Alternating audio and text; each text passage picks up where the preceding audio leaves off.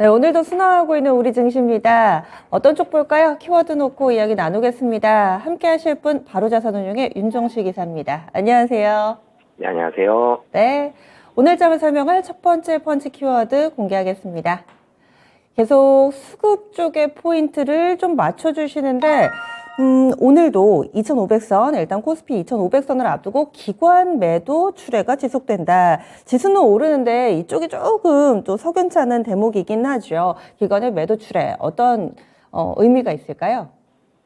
사실 수급만 봤을 때는 기관이 자꾸 파는 게 좀 아쉽죠. 기관이 오늘까지 6거래일 연속 순매도입니다. 지수는 사실 많이 하락하지는 않았습니다. 이 2500 근처 갔다가 한번 조정받았다가 또 2500을 향해서 2500을 다시 한번 트라이하고 있는 이런 모습들이 있는데, 수급만 놓고 봤을 때는 기관의 매도만 나오지 않았으면, 아니면 기관의 매도 금액이 조금만 더 적었으면 2500 넘을 수도 있지 않았을까라는 아쉬움들이 있는데, 기관 매도는 계속적으로 좀 말씀을 드렸지만 금융투자 중심이죠. 투신 매도 물량도 그리고 연기금 매도 물량도 좀 섞이는 경우들이 있긴 하지만, 기관의 매도가 굉장히 좀 크게 나온 날, 대표적으로 2월 6일에 5천억이 좀 넘었고요. 2월 7일에 2,700억 정도 나왔는데, 이렇게 크게 나온 날은 거의 금융투자 중심으로 매도가 나왔고, 금융투자 매도는 이제는 좀 줄어들 자리가 좀 됐습니다. 금융투자가 이렇게 많이 그동안 사놓은 부분들은 좀 아니었기 때문에 금융투자 매도는 좀 줄을 가능성이 있고, 그럼 금융투자가 줄게 된다면 2,500을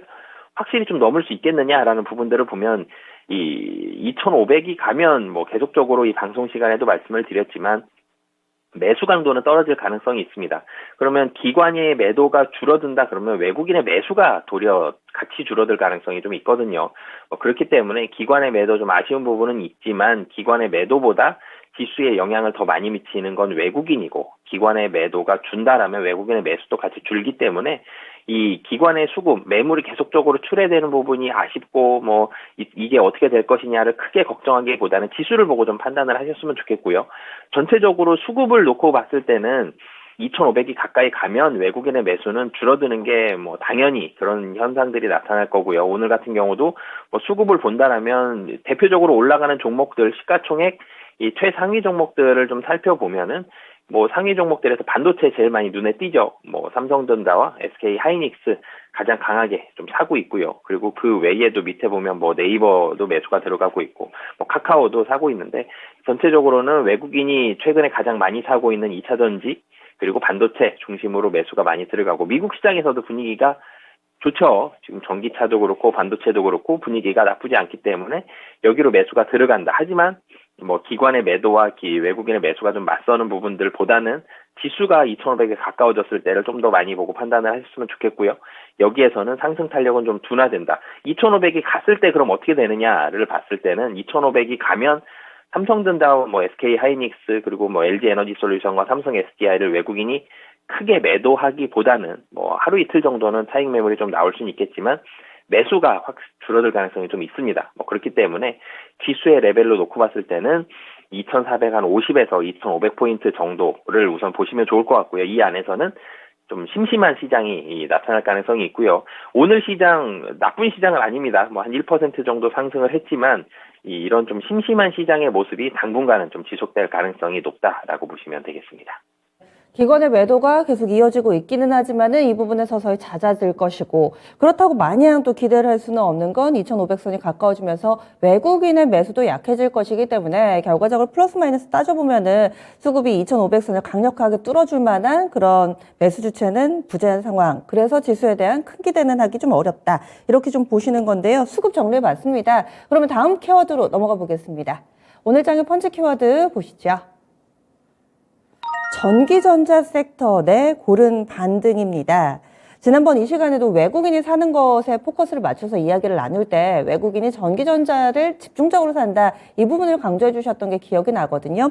전기전자 섹터 내에서의 고른 반등, 좀 어떤 식으로 반등 패턴이 나타나고 있는지 투자 전략도 세워주세요. 네, 이 전기전자 섹터를 외국인이 가장 많이 사죠. 당연히 그럴 수밖에 없는 게 시가총액 비중이 가장 높습니다. 그래서 많이 사는 부분들도 있고, 시가총액 1, 2, 3위가 다 전기전자죠. 근데 이 최근에 제가 전기전자 섹터 당연히 뭐 가장 많이 말씀을 드릴 수밖에 없는 게 외국인 전기전자 섹터 중심으로 매수를 했고 미국 시장과 한국 시장의 커플링 정도가 제일 높고 분위기가 제일 좋았던 게 반도체와 2차 전지입니다. 그래서 가장 많이 말씀을 드렸었는데 오늘은 살짝 좀 다른 포인트를 말씀을 드리고 싶거든요. 제가 좀 전에 지수도 말씀을 드렸던 게 2450에서 2500 정도 사이에서 좀 재미가 없는 심심한 시장이 될 가능성이 있고 2500이 가까이 갔을 때는 반도체와 2차 전지가 또 많이 상승하기에는 쉽진 않거든요. 반도체와 2차 전지가 상승을 많이 하면 당연히 지수도 많이 올라갑니다. 그렇기 때문에 종목별로는 좀 심심해질 수 있는데 이 좀 포인트를 맞춰보고 싶은 게 이 보통 이제 블루칩이라고 하죠. 2등주들이 어떻게 보면 좀 같이 올라가는 모습들이 이제는 좀 나타나는 이 거에 대한 신경을 좀 써주셨으면 좋겠는데 사실 삼성 SDI까지 그러니까 전기전자 섹터에서 삼성전자, LG에너지솔루션, SK하이닉스, 삼성 SDI, 이 1, 2, 3, 4등은 외국인이 많이 사죠. 시가총액이 워낙 큽니다. 그래서 많이 사고, 지수도 많이 올라가고 이런 모습들 보였는데, 1, 2, 3, 4위까지는 개인분들도 많이 관심을 가지셨는데, 요 밑에 종목을 좀 오늘은 좀 말씀을 드리고 싶거든요. 지수가 좀 심심해졌을 때, 외국인이 전기전자 섹터 살 때, 그리고 그 1, 2, 3, 4위 바로 밑에 종목은 좀 적은 금액으로도 수익률도 좀 더 많이 낼 수도 있거든요. 그렇지만 항상 먼저 움직이는 건 좀 1등주들 먼저, 대장주들 먼저 사고 그 다음에 이 2등주들, 회사가 나쁘다기보다는 시가총액이 좀 작은 2등주들을 좀 더 많이 사는 그런 움직임들이 있는데 전기전자 섹터의 1, 2, 3, 4등 바로 밑에를 좀 오늘은 말씀을 드리고 싶은데 LG전자, 삼성전기, LG이노텍입니다. 삼성전자 우선주를 빼면 바로 밑에가 순서가 LG전자, 삼성전기, LG이노텍인데 이 세 종목이 다 오늘 2%대의 상승을 하고 있습니다. 그러니까 이 종목들을 좀 관심을 가지셨으면 좋겠는데 LG전자부터 말씀을 드리면 LG전자는 어느 대륙을 좀 잘 봐야 되느냐 그랬을 때 좀 유럽을 잘 봐야 될 것 같습니다. 유럽이 이 경기 침체에 대한 우려감이 작년 한 여름쯤에 있었죠. 그리고 영국도 신경을 많이 썼고요. 프랑스도 신경을 많이 쓰면서 유럽에 대한 우려감들도 있었고 러시아와 우크라이나가 전쟁을 하면서 유럽이 경기가 망가지는 게 아니냐, 겨울이 왔을 때 큰일이 나는 게 아니냐, 이런 우려감들이 있었는데 유럽은 이제는 걱정을 좀 덜 해도 될 것 같습니다.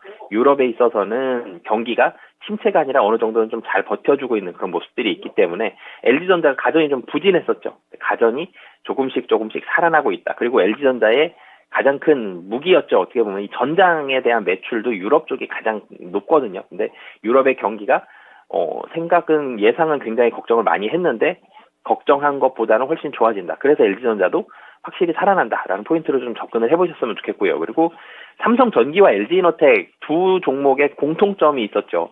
4분기 실적이 좋지가 않았습니다. 근데 이 미래를 좀 본다라면은 삼성전기가 그래도 조금은 유리한 상황.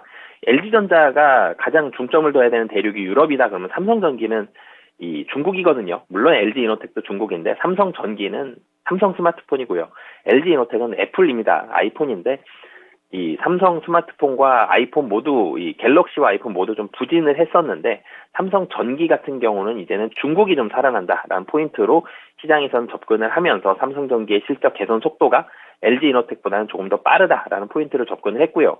그렇지만 물론 이제 실적을 따져봤을 때는 삼성 전기가 LG이노텍보다 조금 더 이 개선 속도가 빨라질 수는 있지만 오늘 말씀드리고 싶은 포인트는 전기전자 sek터 살 때 예를 들어서 외국인이 이 인덱스 자금이 압도적으로 많거든요. 액티브 자금보다. 근데 예를 들어서 삼성 전기는 사고 LG이노텍 안 사고 이런 경우보다는 다 같이 시가총액 비중으로 사는 경우들이 훨씬 더 많다라는 부분. 그리고 1, 2, 3, 4위는 상당히 좀 많이 샀고 2,500 갔을 때는 1, 2, 3, 4위보다는 그 밑에를 살 가능성이 점점 높아지고 있다. 그리고 지수도 이제 2,500 가까이 갔다. 그렇기 때문에 이 삼성전자 우선주를 빼고 바로 그 밑에 있는 LG전자, 삼성전기, LG이노텍 요 세 종목도 실적 다 발표했고요. 악재 털어냈고 그리고 이 종목들이 가장 비중이 많이 있는 유럽과 중국에 있어서의 매출도 경기도 생각만큼 나쁘지 않다라는 부분들 봤을 때는 이 종목들도 관심 가지시면 좋겠다라고 말씀드리겠습니다. IT 섹터 내에서도 1등 초대형 종목이 아니라 중대형 혹은 대형 종목군들에서